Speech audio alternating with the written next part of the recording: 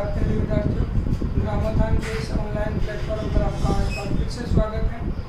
कल देखो अपन ने लास्ट टॉपिक अपन ने जहाँ पढ़ लिए थे, अपन ने विद्युत फ्लक्स पढ़ लिया और दूसरा टॉपिक अपन ने गाउस का नियम भी पढ़ लिया था। गाउस के नियम को अपन ने तो कथन देख लिया था, उसके संबंधित गणित जो रूप है वो देख लिया। एक बार वापस से देखना देखो कि विद्युत फ्लक्स अपन कहें,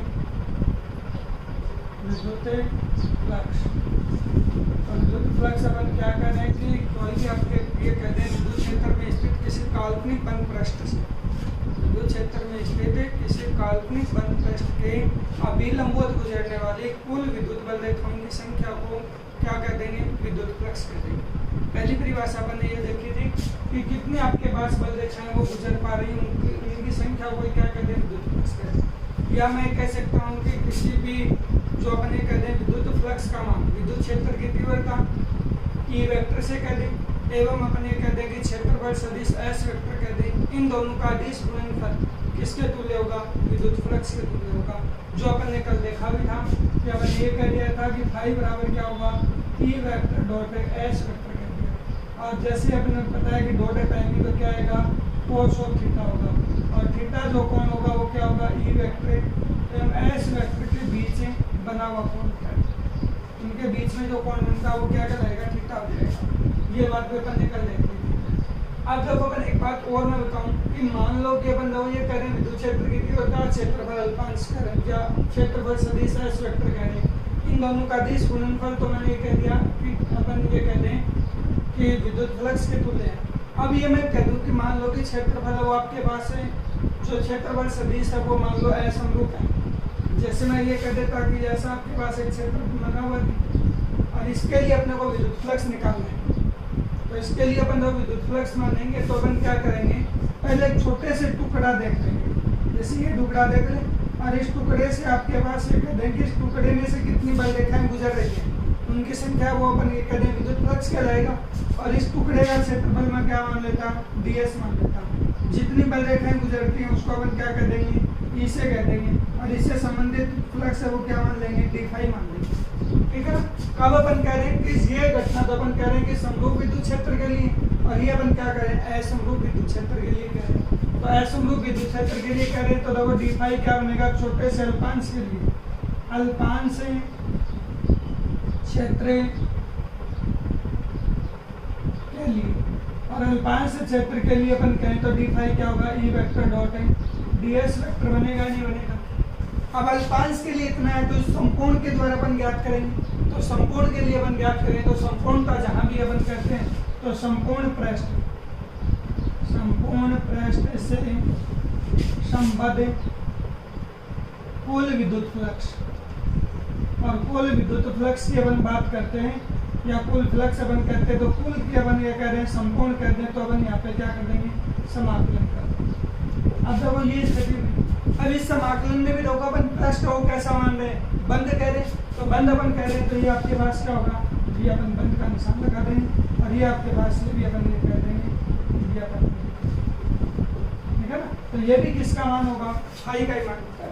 तो फाई की देखो अपन दो तरह से अपन बता सकते हैं विद्युत फ्लक्स के गणितीय फॉर्म में। एक तो फाई बराबर ये कहते हैं ई और एस वेक्टर, जब आपके पास क्षेत्र वो समरूप है, और यदि क्षेत्र असमरूप है तो अपन ये भी कहते हैं, लेकिन बंद जरूर है, असमरूप है लेकिन यहाँ पे जो पृष्ठ है वो कैसा है, बंद है, ठीक है ना। तो ये अपन विद्युत फ्लक्स में बता देंगे। फिर इसके अपन दो मात्रक और विमाएं देख ली थी, तो मात्रक भी अपन बता रहे थे कि न्यूटन मीटर स्क्वायर प्रति कूलम कह देंगे, ठीक है ना, या वोल्ट गुणा मीटर अपन कह सकते हैं। ये अपन ने विद्युत फ्लक्स के बारे में कल देख लिया था। अब उसके बाद में जो दूसरा टॉपिक अपन एक और कहें कि कल जो इम्पोर्टेंट टॉपिक अपन ने शुरू किया था कि गाउस का नियम, वो पहले अपन ने परिभाषा पढ़ी है विद्युत फ्लक्स की। गणितीय रूप देख लें कि फाई बराबर क्या कह रहे हैं अपन, e vector dot s vector, या अपन फाई बराबर क्या कह रहे हैं कि बंद पृष्ठ ई डॉट ds, यही कह रहे हैं। अब उसके बाद की बात मैं कह रहा हूँ यहाँ पे, जो दूसरा टॉपिक अपन ने जो शुरू किया वो मैंने ये कहा कि गाउस का नियम। तो गाउस का नियम क्या होगा, गाउस का नियम, या इसको अपन ये कहें कि गाउस प्रमेय से भी करेंगे, गाउस परिमित, ये भी अपन बता सकते हैं। तो गाउस का नियम या गाउस प्रमेय अपन ये कह देंगे कि किसे कह रहे हैं अपन, गाउस नियम का दो कथन सुनना कि अपन कथन ये कह देंगे कि किसी बंद पृष्ठ के द्वारा किसी बंद पृष्ठ से संबद्ध कुल विद्युत फ्लक्स का मान उस बंद पृष्ठ के द्वारा परिबद्ध कुल आवेश का 1/ε0 गुना होता है। ठीक है ना, कि मैं वापस से सुन लो क्या कह रहे हैं। गाउस जो नियम है या गाउस प्रमेय वो अपन क्या कह देंगे कि किसी बंद पृष्ठ के द्वारा संबद्ध कुल विद्युत फ्लक्स का मान उस बंद पृष्ठ के द्वारा परिबद्ध कुल आवेश का 1/ε0 गुना होता है। तो अपन ये कह देंगे देखो कि विद्युत फ्लक्स बंद पृष्ठ से संबद्ध विद्युत फ्लक्स फाई मान लो, बंद पृष्ठ और उससे संबद्ध विद्युत फ्लक्स क्या मान लिया अपन ने, फाई है वो मान लिया। अब उसमें अपन ये कह रहे हैं कि उससे रहो संबद्ध जो परिबद्ध कुल आवेश, और ये परिबद्ध कुल आवेश इसका कितना गुणा करना है, 1/ε0 गुना करना है। तो फाई बराबर क्या हो गया, समेशन Q अपॉन में ε0। ये गाउस नियम का कथन बन गया। या मैं ये भी कह दूं कि किसी बंद पृष्ठ से संबद्ध कुल विद्युत फ्लक्स का मान उस बंद पृष्ठ के द्वारा परिबद्ध कुल आवेश तथा निर्वात की विद्युतशीलता के अनुपात के तुल्य, निर्वात की विद्युतशीलता के अनुपात के तुल्य है। तो अब फाइनल नोट है वो अपन यहाँ पे क्या करें, निर्वात की विद्युतशीलता, फाइनल नोट को अपन क्या कर देंगे, निर्वात की विद्युतशीलता अपन बता सकते हैं। तो ये अपन बता देंगे कि फाई के बराबर, देखो फाई बराबर ये भी है और फाई बराबर ये भी। तो यहाँ से अपन क्या कह सकते हैं, फाई के बराबर ये भी अपन कह दें और फाई बराबर ये भी करें। तो दोनों इक्वेशन यदि अपन बराबर करें तो ये अपन देखो फाई बराबर क्या होगा, E डॉट ds भी अपन कह देंगे और ये समेशन Q अपन में ये अपन देखो प्रूफ बनता।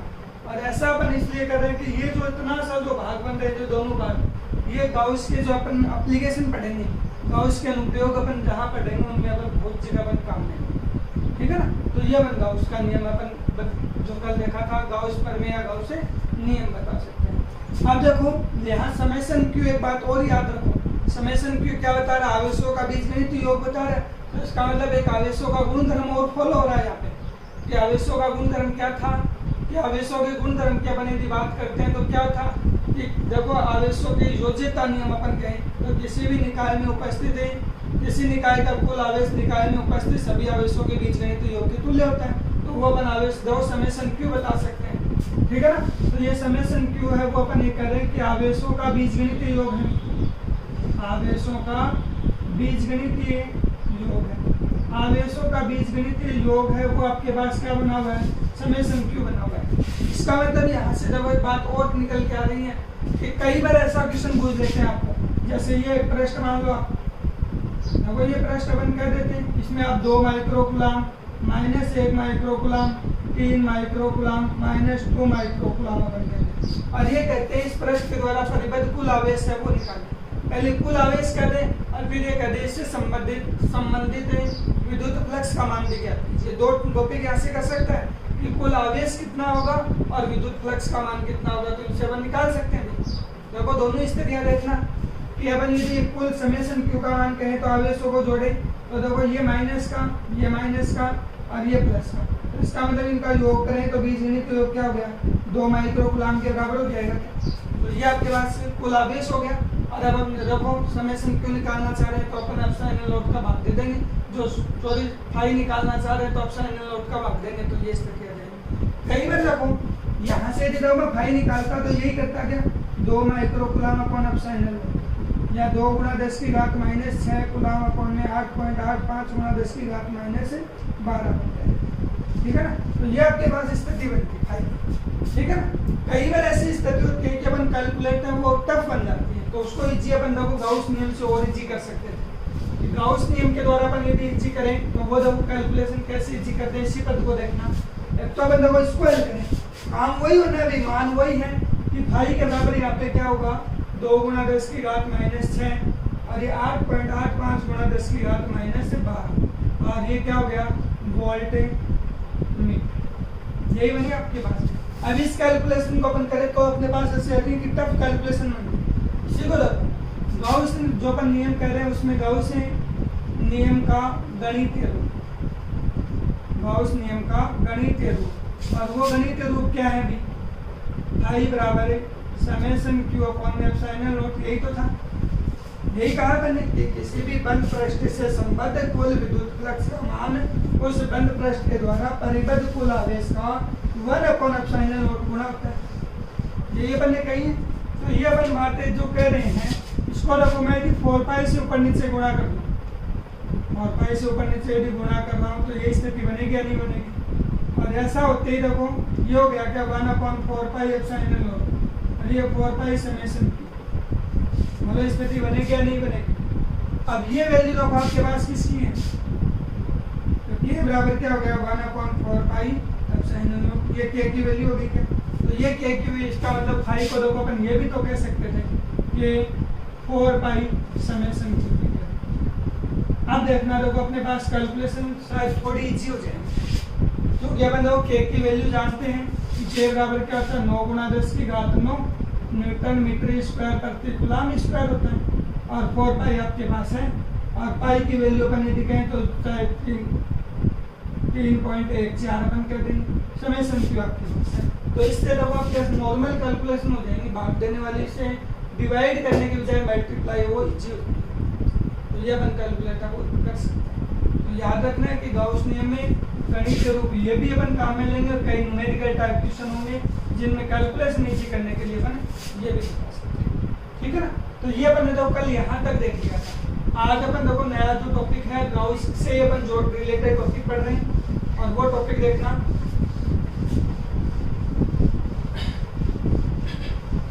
देखो नया टॉपिक अपन जो कह रहे हैं कि गाउस नियम की महत्वपूर्ण बात, गाउस के नियम की महत्वपूर्ण बात, और वो महत्वपूर्ण बातें देखो क्या क्या है। गाउस नियम की महत्वपूर्ण बातें, यहाँ से देखो वैसे एग्जाम में कोई क्वेश्चन नहीं करते हैं, लेकिन यहाँ से अपन पास देखो कई न्यू टाइप्स क्वेश्चन या ज्योति लघुगात्मक क्वेश्चन, उनसे बहुत अच्छे से देखो न्यूमेरिकल टाइप क्वेश्चन उनमें हल करने के लिए अपने पास बहुत सारे हिंट है वो मिलेंगे। देखना पहला पॉइंट मैं कहता कि गाउस नियम का जो गणितीय रूप उसी से कहूँ तो गणितीय रूप शायद ये था, यही इसका मतलब देखो ये कह रहा हूँ कि गाउस का जो अपन नियम कह रहे हैं, तो गाउस नियम में मैं कह दूँ क्या विद्युत फ्लक्स का मान, देखो विद्युत फ्लक्स का मान, विद्युत फ्लक्स का मान जो अपन स्थिति कह रहे हैं, देखो विद्युत फ्लक्स का मान उसे विद्युत फ्लक्स का मान उस पृष्ठ के द्वारा परिबद्ध, उस पृष्ठ के द्वारा परिबद्ध कुल आवेश जो अपन ये कहते हैं समेशन क्यू एवं माध्यम की प्रकृति पर निर्भर करता है, माध्यम की प्रकृति पर निर्भर करता है। बोलो स्थिति बनी या नहीं बनी। पहला पॉइंट मैं कह रहा हूं कि देखो गाउस के नियम का कथन देखा और गणितीय रूप देखने के बाद मैंने कहा कि विद्युत फ्लक्स का मान उस पृष्ठ के द्वारा परिबद्ध कुल आवेश एवं माध्यम की प्रकृति पर निर्भर करता है। क्यों करता है? देखो माध्यम की प्रकृति वाली बात ये तो अपन जानते हैं कि आवेश है भी, परिबद्ध आवेश है, लेकिन ये स्थिति देखना, ये एप्सिलॉन नॉट है वो निर्वात है क्या, निर्वात की विद्युतशीलता। अब ये निर्वात की विद्युतशीलता है तो उसका मतलब मैं गाउस के नियम को किसी माध्यम में भी परिभाषित कर सकता हूँ। यही देखो माध्यम में भी मैं परिभाषित कर दूंगा तो स्थिति आपके पास गाउस क्या बनता कि किसी माध्यम की बात करते तो फाई बराबर ये हो जाता समेशन क्यू अपॉन एप्सिलॉन कह देते, ठीक है ना। और एप्सिलॉन आर बराबर अपन पैरा विद्युतांक के बराबर ये जानते हैं तो इसके बराबर अपन ये भी कह सकते हैं, ठीक है ना। ये वैल्यू अपन यहाँ पे रखकर विद्युत फ्लक्स को परिवर्तित कर सकते हैं। इसका मतलब ये हुआ कि माध्यम की प्रकृति पे ये निर्भर करेगा भी, ठीक है ना। तो पहला पॉइंट ये हो गया कि विद्युत फ्लक्स का मान होता है, कई बार पूछ लेते हैं कि विद्युत फ्लक्स का मान किन पे निर्भर करता है, तो विद्युत फ्लक्स का मान अपन बता बैठते हैं कि जो पृष्ठ के विलंबवत गुजरने वाली बल रेखाओं की संख्या पे, तो बल रेखाओं की संख्या वो अपन काउंट थोड़ी कर सकते हैं, वहां पे काउंट नहीं कर सकते केवल क्योंकि विद्युत बल रेखाएं क्या होती हैं, काल्पनिक होती हैं, तो उनको अपन काउंट नहीं कर पा रहे हैं। तो अपन ये कहेंगे विद्युत फ्लक्स का मान क्या हो रहा है, उस बंद पृष्ठ के द्वारा परिबद्ध कुल आवेश और उस माध्यम की प्रकृति पे निर्भर करता है। पहला पॉइंट अपन बता सकते हैं। दूसरा पॉइंट देखो, दूसरे पॉइंट में मैं कह दूं कि परिवेशित विद्युत फ्लक्स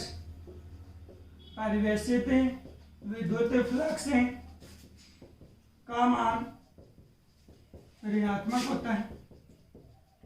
परिवेशित विद्युत फ्लक्स का मान ऋणात्मक होता है तथा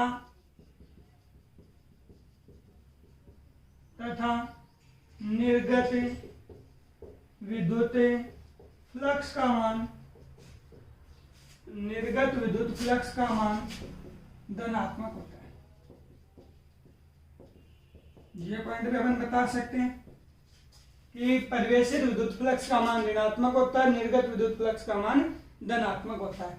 देखो अपन ये कह दें कि फाई बराबर है ई वेक्टर डॉट एस वेक्टर और फाई बराबर क्या होगा E S cos of theta की स्थिति अपन बता देंगे और थीटा की वैल्यू के आधार पे अपन ये कह देंगे परिवेशित विद्युत फ्लक्स है वो ऋणात्मक होता है और जो परिवेशित विद्युत फ्लक्स है वो कब धनात्मक होता है, तो वो स्थिति थीटा के ऊपर निर्भर करती है। जैसे देखो अपन ने कल भी मैंने आपको बताई है, वो स्थितियां देखना कि अपन एक पृष्ठ है वो ऐसा मान लेते हैं, ये आपके पास एक पृष्ठ हो गया, ये अपन ये करें कि जो एक बुक ही मान रहे हैं, बुक है वो आयताकार है, ठीक है ना, तो आयताकार है तो इसमें तो बल रेखाएं यूज आ रही है, ऐसी स्थिति में बल रेखाएं होगी तो विद्युत क्षेत्र की डायरेक्शन किधर होगी, इधर होगी या नहीं होगी। और इस पृष्ठ के लिए क्षेत्रफल सदिश की डायरेक्शन क्या होगी, इधर होगी या नहीं होगी। देखो विद्युत बल रेखाएं यूं जा रही हैं, इसमें यूं बल रेखाएं इसमें जा रही हैं तो इसका मतलब विद्युत क्षेत्र की तीव्रता की डायरेक्शन ये होगी और इस क्षेत्रफल सदिश की डायरेक्शन क्या होगी, इधर होगी। दोनों एक दूसरे के विपरीत है क्या, देखो तीव्रता इधर, क्षेत्रफल सदिश इधर। इस पृष्ठ के लिए कह रहा हूं, तो इस पृष्ठ के लिए अपन कह रहे हैं तो इसका मतलब ये हुआ कि थीटा की वैल्यू कितनी होगी, एक इधर जा रहा है एक इधर जा रहा है, बीच का एंगल देखना कितना हुआ 180 हुआ। इसका मतलब अपन ये कह सकते हैं क्या कि बीच का एंगल 180 हुआ, तो इसका मतलब फाई की वैल्यू यहाँ पे कितनी होगी 180 थीटा की वैल्यू और कोस 180 का मान कितना -1 होता है, तो फाई के इक्वल कितना हो गया ई एस और ये -1 हो गया और फाई बराबर क्या हो गया माइनस ई एस अपन कह देंगे। तो ये फाई बराबर होगा क्या आप कह देंगे -ई एस अपन बता सकते हैं। तो इसका मतलब विद्युत फ्लक्स परिवेशित विद्युत फ्लक्स का मान क्या हो गया ऋणात्मक। परिवेशित विद्युत फ्लक्स इसका मतलब बल रेखाएं प्रवेश कर रही हैं, तो बल रेखाएं जब प्रवेश करती हैं तो विद्युत फ्लक्स का मान क्या होता है ऋणात्मक होता है। अब इस पृष्ठ के ऊपर आओ, इस पृष्ठ के लिए अपन देखो बल रेखाएं यू इधर से गई तो इस पृष्ठ से निकलेंगी इधर ही तो जाएंगी, इधर जाएंगी, इसका मतलब बल रेखा इधर। इस पृष्ठ के लिए क्षेत्रफल सदिश की डायरेक्शन क्या, तो डायरेक्शन वो भी इधर, तो दोनों एक ही दिशा में होने का यहाँ पे थीटा की वैल्यू क्या बनेगी 0 डिग्री। निर्गत विद्युत फ्लक्स में थीटा बराबर 0, तो ये फाई बराबर क्या हुआ E S cos of theta और थीटा की वैल्यू 0 कहेंगे तो ये क्या हो गया ई एस कोस ऑफ 0। कोस 0 का मान कितना 1 हो जाएगा, तो ये अपन ये कह देंगे। तो ई एस का मान कितना धनात्मक हुआ या नहीं हुआ, तो ये अपन ये कह देंगे कि निर्गत विद्युत फ्लक्स का मान क्या होता है धनात्मक होता है जब बल रेखाएं किसी पृष्ठ के बाहर निकलती हैं। तो बल रेखाएं जब पृष्ठ के बाहर निकलती हैं याद रखना है निर्गत विद्युत फ्लक्स का मान धनात्मक होता है। ये अपना सेकंड पॉइंट हो जाएगा। फिर देखो अपन थर्ड पॉइंट पे आना कि गाउस के नियम के दो तीसरी महत्वपूर्ण बात थी, वो देखो अपन ये कह दें। देखो तीसरा नियम मैं ये कह रहा हूं कि विद्युत फ्लक्स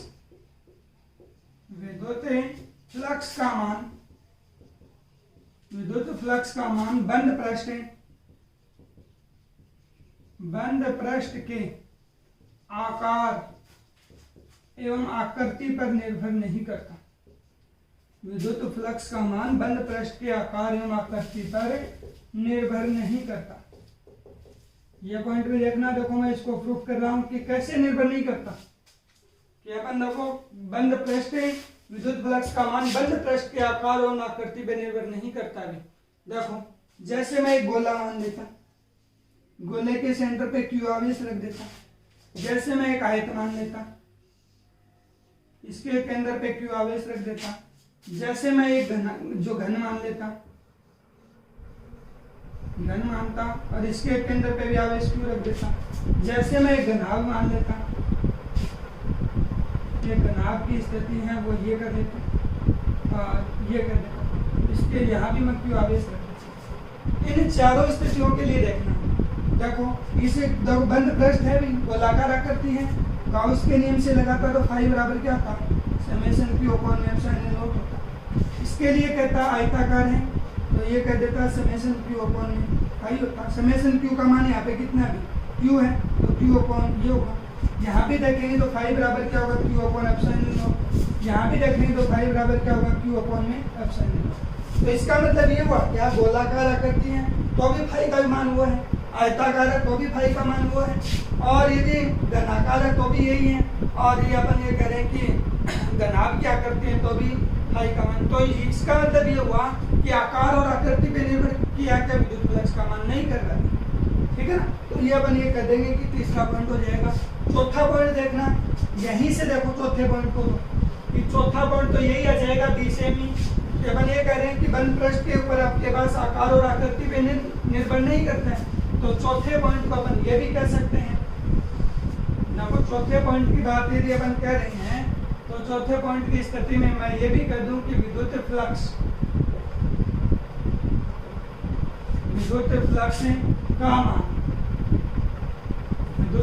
का मान बंद पृष्ठ में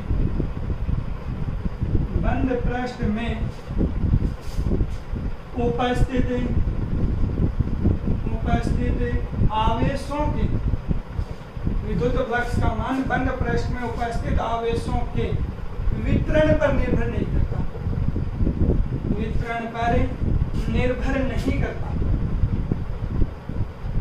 निर्भर नहीं करता। देखो वितरण के ऊपर कैसे निर्भर नहीं करता, जैसे मैं यही आकृति लेता, गोलाकार आकृति, इसमें मैं क्यू आवेश मान, ठीक है, तब फाई का मान बोलना कितना हुआ, क्यू अपॉन एप्सिलॉन नॉट हुआ। यही मैं गोलाकार आकृति, इसमें आवेश मैं ये वितरित कर देता, तो बोला आपके पास क्या होता है। तो अब देखो अपन क्या करते हैं, आवेशों का बीजगणितीय योग, तो दोनों आवेशों का योग करेंगे, तो दोनों आवेशों का योग करेंगे तो आपके पास फाई बराबर क्या हो गया, दोनों आवेशों का बीजगणित, देखो आवेशों का बीजगणित समेशन क्यू अपॉन में एप्सिलॉन नॉट, ये तो गाउस का नियम कहते हैं, तो दोनों का योग कर देंगे तो क्या हो गया, बोलो यही स्थिति हुई। यहाँ ये तीसरी बात यदि मैं ये कर देता Q/4 Q/4 Q/4 और Q/4 चार जगह आवेश को वितरित कर देता, तो आपके पास फाई का मान क्या था, तब भी देखो फाई का मान यही होता है Q अपॉन एप्सिलॉन, यही होगा क्या। इसका मतलब ये हुआ कि विद्युत फ्लक्स का मान बंद पृष्ठ में उपस्थित आवेशों के वितरण के ऊपर निर्भर नहीं करता है। चौथा पॉइंट बता सकते हैं। पांचवा पॉइंट भी देखो इन्हीं से देखना कि विद्युत फ्लक्स का जो मान होता है, पांचवें पॉइंट को भी देखना। देखो अपन ये कर देंगे कि पांचवें पॉइंट की स्थिति में मैं ये कह सकता हूँ, देखो पांचवा पॉइंट यहीं से देखना कि विद्युत फ्लक्स का मान, विद्युत फ्लक्स का मान बंद पृष्ठ में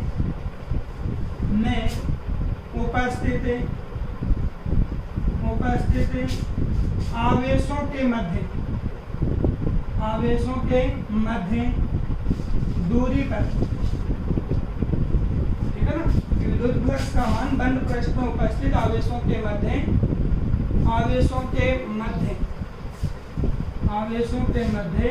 दूरी पर निर्भर नहीं करता, ठीक है। जैसे मैं यही कहता, देखो ये वाली कंडीशन देखना, ये कर देता मैं, दोनों आवेश है वो नजदीक ही दे देता, ठीक है। ये इनके बीच की दूरी अपन कर लें। यदि मैं आवेश है वो देखो गोलाकार आकृति है, वो अपन एक आवेश यहाँ पे रख देता, एक आवेश को यहाँ रख देता, तो भी देखो आप फाई का मान क्या रखते हो, अपॉन एप्सिलॉन नॉट, तो भी आप यहाँ भी क्या रखते हो। इसका मतलब ये आ रहा है कि दूरी के ऊपर भी निर्भर नहीं कर रहा है, कि विद्युत फ्लक्स का मान बंद पृष्ठ में उपस्थित आवेशों के मध्य की जो अपन ये करें कि मध्य की दूरी पर भी निर्भर नहीं करता, इसके ऊपर भी निर्भर नहीं करता, ठीक है ना। छठे पॉइंट में देखो अपन ये कह सकते हैं कि छठा पॉइंट देखना कि विद्युत जो फ्लक्स है उसका जो मान है वो अपन ये कहते हैं बंद पृष्ठ के बाहर उपस्थित आवेश के ऊपर निर्भर नहीं करता। ये देखो यहीं से इसी से मिलता जुलता ही पॉइंट मैं कह रहा हूँ कि जैसे देखो विद्युत फ्लक्स का मान बंद पृष्ठ में उपस्थित है, बंद पृष्ठ के बाहर, विद्युत फ्लक्स का मान बंद पृष्ठ के बाहर उपस्थित है, विद्युत फ्लक्स का मान बंद पृष्ठ के बाहर उपस्थित आवेश पर निर्भर नहीं करता। बंद पृष्ठ यदि बाहर यदि कोई आवेश स्थित है तो इसका मतलब वो याद रखना विद्युत फ्लक्स उसके ऊपर निर्भर नहीं करेगा।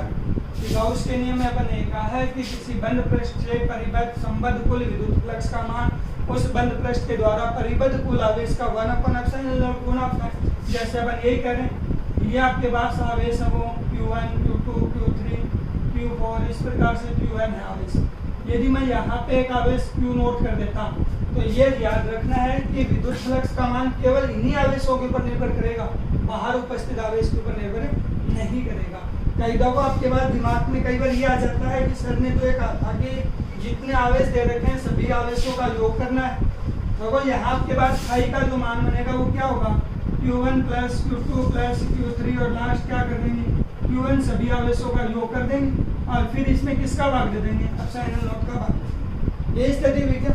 कई बार देखो आपको कंफ्यूज करने के लिए आप देखो यहाँ आपके पास ये आ रही है बात कि सभी आवेशों का बीजगणित योग करना है और उसमें किसका भाग देना है, ε0 का भाग देना है। इसका मतलब ये हुआ केवल मैं बंद पृष्ठ वाले आवेशों का योग कर रहा हूँ, बाहर उपस्थित आवेश का योग नहीं कर रहा हूँ। मान लो एग्जाम्पल के रूप में एग्जाम में क्वेश्चन ये आ गया 2 माइक्रोकूलम माइनस 1 माइक्रोकूलम और यहाँ आपको ये कह देता 2 माइक्रोकूलम, ये भी कह देता, ये आपके पास क्वेश्चन आ गया। मैं कहता हूँ इसे बंद और क्या संबंधित पृष्ठ से संबंधित विद्युत फ्लक्स का मान क्या, तो आपके दिमाग में ये आता है कि सर ने तो कहा जितने आवेश दे रखे सभी का योग करना है।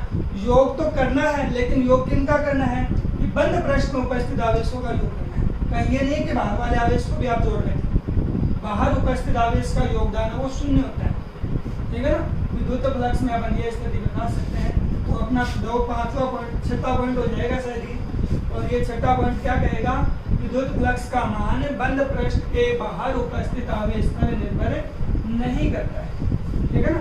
ये पॉइंट अपन कह देंगे। और एक दो 6वां पॉइंट इंपॉर्टेंट पॉइंट 7वां पॉइंट देखना बहुत ही ज्यादा इंपॉर्टेंट है। वो देखो क्या होता है, गाउस का नियम केवल उन्हीं विद्युत क्षेत्रों के लिए लगता है जिसमें दूरी के वर्ग के व्युत्क्रम नियम का पालन होता है। व्युत्क्रम नियम का कैसे पालन होगा कि गाउस का नियम, वापस से सुना, गाउस का नियम उन्हीं विद्युत क्षेत्रों के लिए लागू होता है जिसमें विद्युत क्षेत्र का मान दूरी के वर्ग के व्युत्क्रम नियम का पालन करती है, ठीक है ना। दूरी वर्ग व्युत्क्रम नियम, दूरी वर्ग व्युत्क्रम नियम का पालन होता है तो ही गाउस का नियम लागू होगा। जैसे देखो बिंदु आवेश के कारण विद्युत क्षेत्र की तीव्रता ये आई थी क्या, यही थी क्या विद्युत क्षेत्र की। इसका मतलब तीव्रता का मान किसके ऊपर निर्भर कर रहा है, दूरी के वर्ग के व्युत्क्रम मान बाकी होते हैं। तो इसका मतलब यहाँ आप क्या लगा सकते हैं, गाउस का नियम लग जाएगा ऐसी तीव्रता की। यहाँ पर देखो कूलाम नियम अपन कहते हैं, तो कूलाम नियम यही था क्या, आवेशों के गुणनफल के समानुपाती उनके मध्य दूरी के वर्ग के नियम। इसका मतलब कूलाम जो बल लगेगा वहाँ भी क्या होगा, गाउस का, जहाँ कूलाम बल लगा सकते हो वहाँ गाउस का नियम भी लागू कर सकते हो, ठीक है। या मैं कहता हूँ गुरुत्वाकर्षण बल, तो गुरुत्वाकर्षण बल है वो अपन ये कहते हैं कि गुरुत्वाकर्षण बल Fg से लिख दें तो Gm1 m2 अपॉन में r²। इसका मतलब जहाँ गुरुत्वाकर्षण बल लगेगा वहाँ क्या लगेगा, गाउस का नियम लग जाएगा। तो ये सब बातें अपन क्या कर सकते हैं, गाउस के नियम के बारे में बता सकते हैं कि गाउस का जो नियम है उन्हीं विद्युत क्षेत्रों के लिए लागू होता है जिनके लिए दूरी के वर्ग व्युत्क्रम नियम का पालन होता है, उसके लिए अपन क्या लगा सकते हैं, गाउस का नियम लागू कर सकते हैं। 8वां पॉइंट देखना कि देखो अपन 8वें पॉइंट में वापस से उसी पॉइंट पे जाएंगे कि फाई बराबर ये कहा था क्या, समेशन Q अपॉन ε0। इस वाले 8वें नियम के ऊपर देखो 3-4 क्वेश्चन दे रखे हैं, 3-4 क्वेश्चन इसी टॉपिक से क्लियर हो जाएंगे। 2 बार एग्जाम में यहाँ से क्वेश्चन भी आया है, देखना। जैसे मैं कहता हूँ कि फाई का मान 0 कब कब हो सकता है, देखो अपने पास ये फॉर्मूला है और आप एक परिकल्पना करो अपने आप में कि फाई का मान 0 कब कब हो सकता है, क्योंकि ε0 कभी 0 नहीं होगा, अनंत हो सकता है ज़्यादा से ज़्यादा, लेकिन ε0 है वो आपके पास है, अनंत हो जाएंगे लेकिन ये 0 नहीं होगा। तो फाई का मान 0 कब कब, तो देखो पहली स्थिति जब आवेश का मान 0, Q बराबर यदि 0 होगा तो फाई बराबर क्या होगा, अब अपन ये कह देंगे फाई बराबर, आप ये कह देंगे कि बंद पृष्ठ में आवेश ही नहीं स्थित है। जैसे गोलीय कोश है तो गोलीय कोश को दिया गया जो आवेश होता है उसके पृष्ठ के ऊपर समान रूप से वितरित होता है, लेकिन अंदर आवेश नहीं है। अंदर आवेश नहीं है तो इसका मतलब विद्युत क्षेत्र की तीव्रता नहीं है, विद्युत क्षेत्र नहीं है, विद्युत क्षेत्र नहीं है तो क्या होगा, जो अपन ये कहते हैं विद्युत फ्लक्स भी नहीं होता। तो देखो पहली स्थिति आवेश का मान 0 होगा तो फाई का मान भी 0 बन जाएगा। दूसरी स्थिति आपके पास देखो क्या होती है, ये समेशन Q, समेशन क्यू का मान 0 हो। दूसरी स्थिति में अपन ये कह देंगे कि समेशन क्यू का मान यदि 0 होता है, दूसरी स्थिति देखो सुनना, कि समेशन क्यू का मान 0 हो तो अपन देखो कहें तो समेशन क्यू का मान 0, इसका मतलब आवेश तो उपस्थित है लेकिन उन आवेशों का बीजगणित योग क्या है, शून्य है। जैसे देखो ये प्रश्न मान लेता, मैं कहता 2 microcoulomb minus 1 microcoulomb minus 1 microcoulomb, तो समेशन क्यू बराबर क्या कह देंगे 2 माइक्रोकूलम माइनस 1 माइक्रोकूलम, ये हो गया। इसका मतलब ये हुआ क्या, 0 हो गया। आवेश देखना ये 0 हुआ क्या, इसका मतलब बंद प्रश्न में आवेश तो उपस्थित है लेकिन आवेशों का बीजगणित योग क्या है, शून्य है, तो भी अपन ये कह देंगे, तब भी आपके पास फाई का मान क्या होगा, 0 होगा। तीसरी स्थिति देखो, तीसरी स्थिति में मैं कह देता कि ई और एस वेक्टर एक दूसरे के लंबवत है, एक दूसरे के लंबवत है, तो लंबवत है तो भी अपन ये कह देंगे क्या फाई बराबर 0। क्यों होगा, क्योंकि अपन ये जानते हैं कि फाई बराबर विद्युत फ्लक्स की परिभाषा से समरूप क्षेत्र के लिए, तो ये आपके पास क्या होगा ES cos of theta, theta का मान अपन ये कह रहे हैं कि 90 डिग्री लंबवत होने का मतलब क्या है, 90 डिग्री कोस 90 का मान क्या है 0, तो फाई का मान भी क्या होगा 0। तो तीसरी स्थिति अपन ये बता सकते हैं। अब देखो चौथी स्थिति सुने, कि चौथी स्थिति में अपन ये कह दें कि बंद प्रश्न है और उसमें मैं ये कह देता कि 2 विद्युत द्विध्रुव रखा गया है या 1 विद्युत द्विध्रुव रखा गया है या मैं कह देता 5 विद्युत द्विध्रुव रखे गए। जैसे देखो मैं ये कहता 1 द्विध्रुव रखा गया, तो द्विध्रुव का मतलब अपने आप में परिभाषा अपने को आनी चाहिए कि समान परिमाण के परंतु दिशा में विपरीत प्रकृति के दो आवेश एक दूसरे से अत्यल्प दूरी पे स्थित होते हैं, तो उसे आप क्या कहते हैं, विद्युत द्विध्रुव कहते हैं। तो इसका मतलब बंद प्रश्न में 1 द्विध्रुव रखा गया, द्विध्रुव बिल्कुल 1 रखा है, तो आवेशों का बीजगणित योग देखो भी कितना हो रहा है, आवेशों का बीजगणित योग देखो यहाँ पे क्या होगा, इन दोनों को जोड़ोगे तो 0 हो रहा है, तो आवेशों का बीजगणित योग यदि 0 है तो भाई का मान क्या होगा, 0 होगा, नहीं होगा।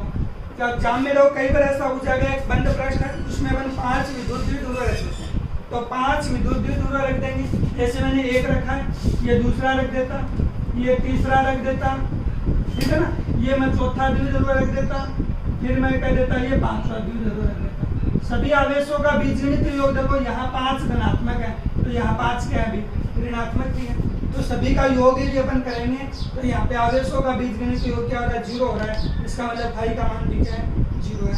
ये वाला टॉपिक दो 2-3 बार एग्जाम में क्वेश्चन कर लिया, एक बंद प्रश्न है उसमें 2 द्विध्रुव रख दे तो आपके पास विद्युत क्षेत्र की तीव्रता क्या होगी, या ये कह देता है कि विद्युत फ्लक्स का मान कितना होगा, तो याद रखना द्विध्रुव रखने पर यहाँ पे विद्युत फ्लक्स का मान क्या होगा, 0 होता है, ठीक है ना। तो ये अपन गाउस के नियम की महत्वपूर्ण जो बातें हैं वो अपन 6-7 पॉइंटों में अपन ने क्लियर की है, तो वो आपको देखना है। अब अपने देखो जो टॉपिक अपन ने पढ़ लिया, विद्युत फ्लक्स देख लिया, गाउस का नियम देख लिया, गाउस के नियम की महत्वपूर्ण बातें अपन ने देख ली।